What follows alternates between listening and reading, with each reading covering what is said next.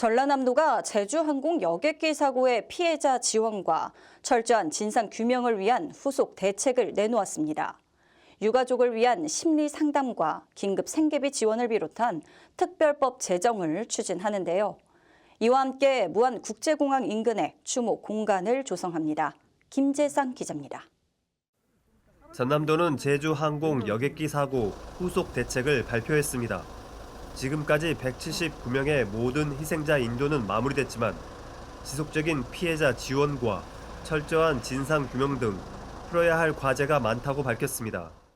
도는 후속 대책으로 고위험군 유가족에게 민간 전문가를 배정해 최대 5년 동안 1:1 전담 심리 상담을 지원하고 전남도 마음건강치유센터를 통해 전문 심리 상담과 힐링 프로그램을 5년간 제공되도록 요청할 방침입니다. 현행 1개월인 긴급 돌봄 서비스는 최장 6개월로 확대하고 유가족이 병원이나 치료센터 이용 시 적정한 교통비 지원도 요청하기로 했습니다. 도민안전공제보험의 보험금 신속 지원과 더불어 당장 생계가 어려운 유가족에게는 긴급 생계비도 지원합니다. 이와 더불어 전남도는 긴급 복지와 아이 돌봄 지원을 강화해 유가족 생활의 안정을 기여하고 지역 경제를 활성화하기 위한 특별 지원 방안 등이 담긴 특별법 제정도 추진할 예정입니다. 또한 무안국제공항 인근에 약 7만 제곱미터 규모의 추모탑과 추모홀, 방문객 센터, 유가족 위로를 위한 숲과 정원 조성으로 아픔을 기억하고 치유로 나아가는 추모 공간도 추진 중입니다. 유가족의 마음을 세심히 살핌과 동시에 다시는 같은 일이 반복되지 않기를 바라는 마음으로 안전에 대한 행정적, 재정적 방안이 이어지길 기대합니다. 복지TV 뉴스 김재상입니다. 전국 9개 시도에서는 제주항공 여객기 사고에 대한 조문과 기부 행렬을 이어가고 있습니다. 이어서 김민재 기자가 전합니다. 제주항공 여객기 사고로 179명의 희생자가 발생해 유가족은 물론 전 국민까지 헤아릴 수 없는 슬픔에 잠긴 가운데 9개 시도에서 아픔을 함께 나누기 위한 기부 행렬이 이어졌습니다. 경상북도와 부산광역시가 제일 먼저 지정기 부처를 통해 기탁하겠다는 뜻을 밝히며 첫 테이프를 끊었습니다. 전남도와 다양한 분야에서 영호남 상생협력 사업을 펼치는 경북도는 김학홍 행정부지사를 단장으로 한 경북 대표단을 꾸려 사고 현장을 전문가와 함께 재고기금으로 마련한 성급 2억 원을 전달했습니다.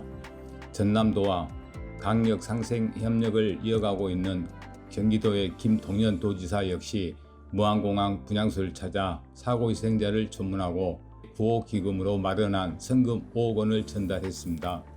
이 외에도 경상도와 서울시, 전라북도, 강원도, 충청남도 등이 각각 구호기금을 시사하겠다는 뜻을 전해왔습니다. 이에 김영록 전남도지사는 사고의 슬픔을 함께 나누고 유가족과 도민의 걱정을 덜어주기 위해 성금 기탁을 결심한 9개 시도에 진심으로 감사드린다고 말했습니다.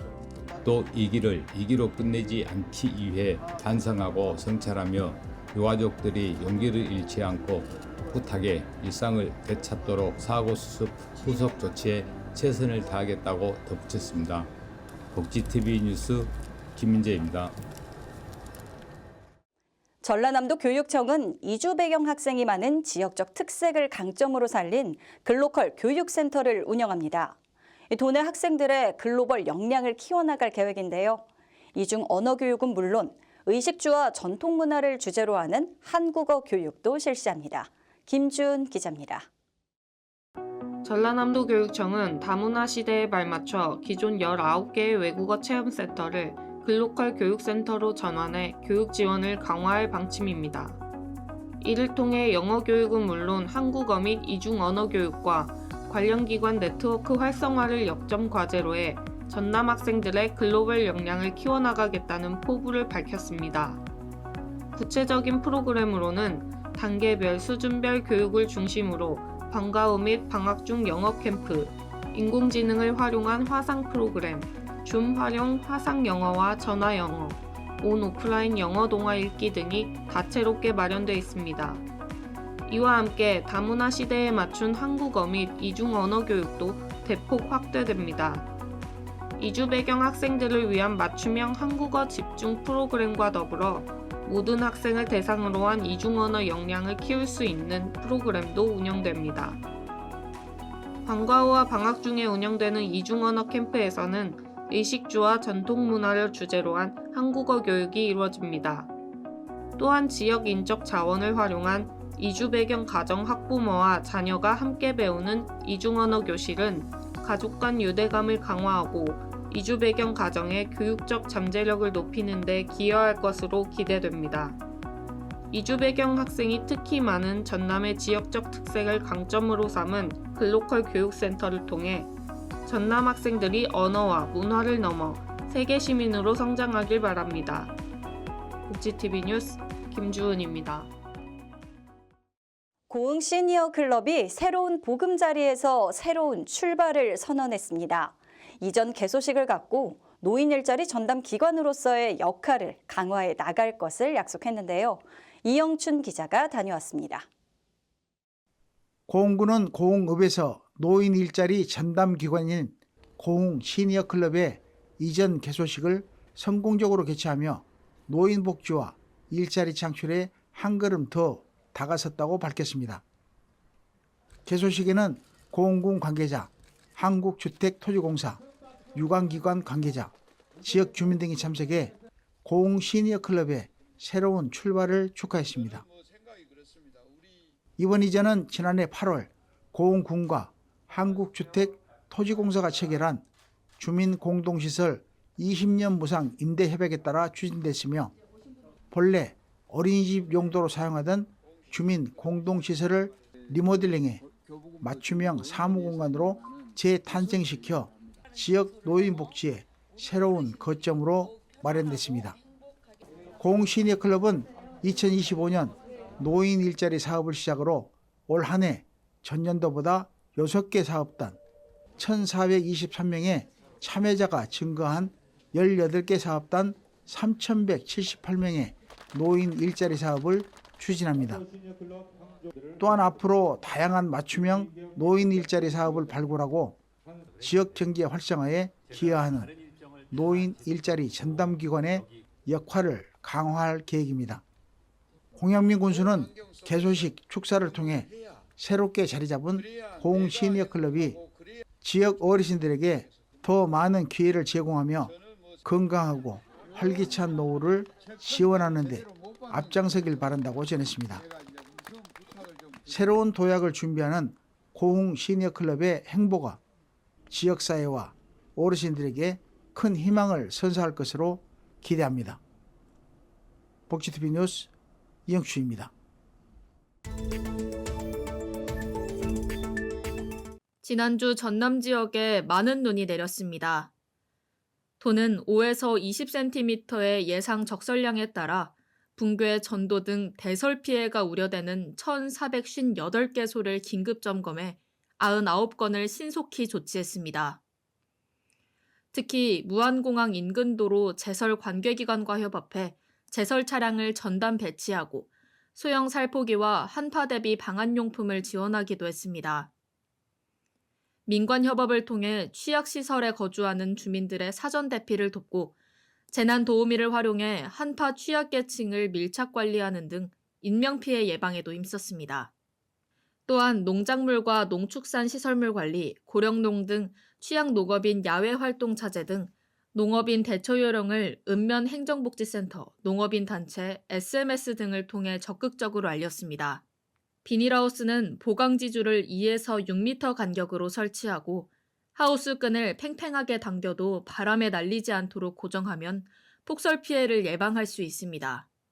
가온 시설이 있는 하우스는 커튼과 이중 비닐을 열고 난방기를 가동해 쌓인 눈이 녹아내리도록 조치해야 하며 하우스 주변에 재배 중인 농작물, 인삼, 월동작물은 눈 녹은 물로 습해가 발생하지 않도록 사전에 배수로를 정비해야 합니다. 도에서도 역시 농축산 시설물과 양식장 피해가 발생하지 않도록 미리 점검하며 피해를 예방했고 시가지 출근길 결빙 취약 구간, 이면도로, 보도 등의 제설제를 집중 살포해 도민 불편을 최소화했습니다. 복지TV 뉴스 임도희입니다.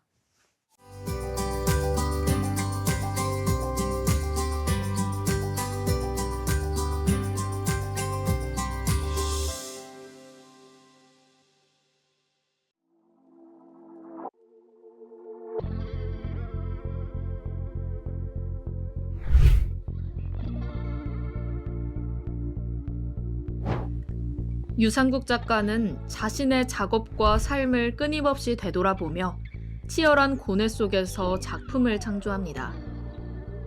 여전히 예술을 탐구하는 과정 속에서 발견한 인간 존재와 사회에 대한 새로운 시각을 독자들과 나누고 있습니다.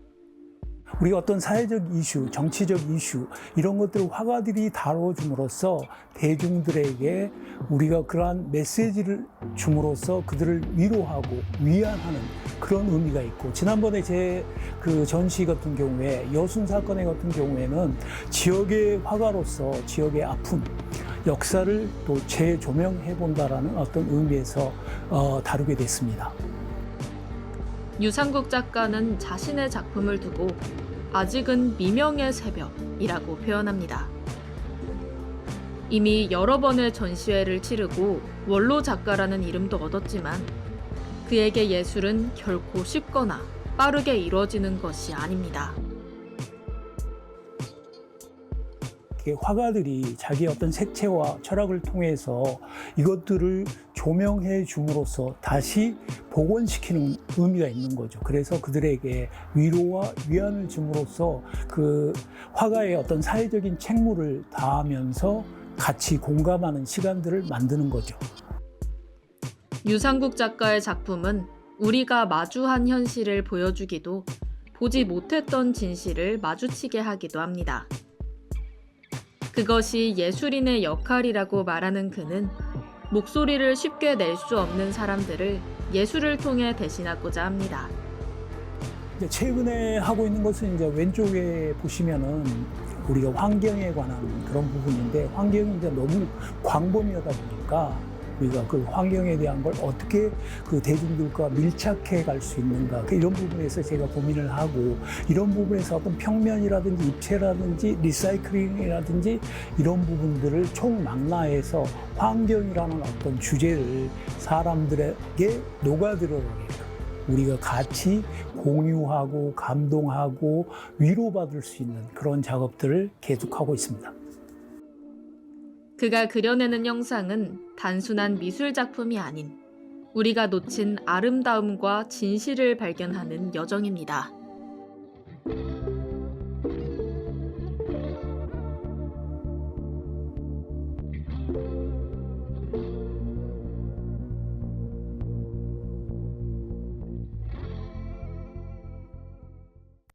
유상국 작가는 분야와 주제를 가리지 않고 우리 일상 속에 스며듭니다. 가끔은 차가운 현실 속에서도 여전히 창조의 가능성을 믿고 그 믿음으로 무수한 아름다움을 이끌어내려는 그의 노력은 우리가 살아가는 방식에 대한 깊은 질문을 던집니다. 복지TV 뉴스 임도희입니다.